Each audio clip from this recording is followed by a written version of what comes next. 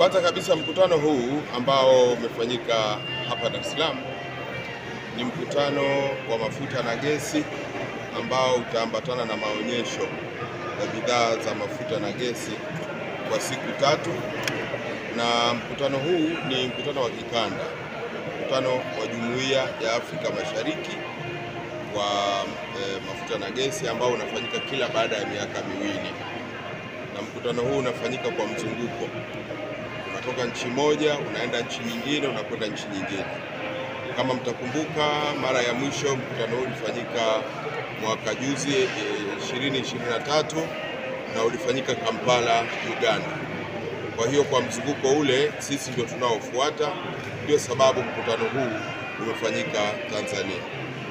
Na kama mnavyoona, mkutano huu umelenga hasa kuzungumza kitu ambacho Kiingereza tumekiita just transition au namna bora ya kuhama kutoka nishati hizi zinazochafua mazingira kwenda kwenye nishati safi isiyochafua mazingira. Sasa tunafahamu kwamba duniani sasa hivi kampeni kubwa inayoendelea ni kufika mahali ambapo dunia itaachana na matumizi ya nishati zote zinazozalisha hewa ya ukaa, yani carbon dioxide na hewa nyingine zinazochafua mazingira. Sasa kwa sababu hiyo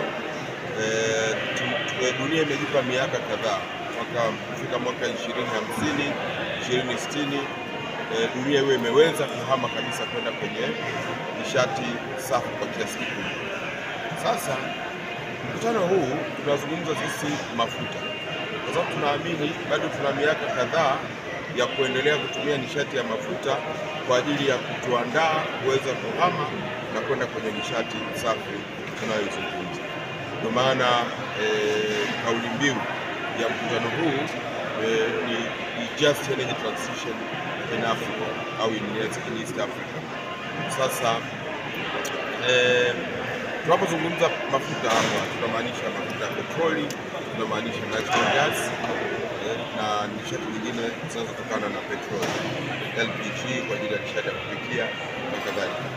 Na kwenye mkutano kama huu, pamoja na mambo mengine, lakini kutakuwa na maonesho ambayo yataonyesha kazi mbalimbali zinazofanyika miongoni mwa wanachama wa Jumuiya ya Nchi za Afrika Mashariki.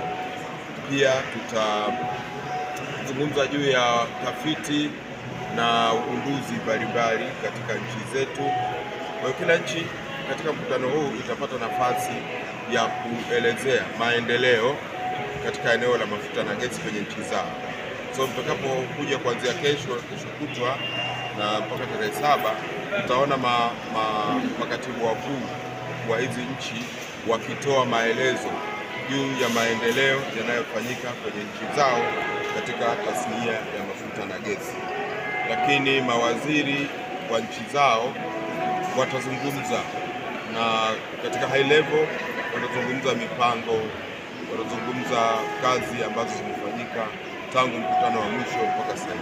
Na tutakuwa na wataalamu, watafiti, watu wa vyuo vikuu na wabunifu mbalimbali katika sekta hizi watazungumza na kuonesha teknolojia mpya ambazo zimekuja sokoni kwenye eneo la mafuta na gesi.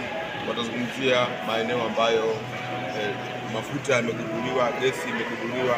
Watazungumza sehemu ambazo vitalu vipo vinanadiwa kwa ajili ya utafiti wa mafuta na gesi, na watakaribisha wawekezaji katika eneo la mafuta na gesi kwa nchi zote za Jumuiya ya Afrika Mashariki.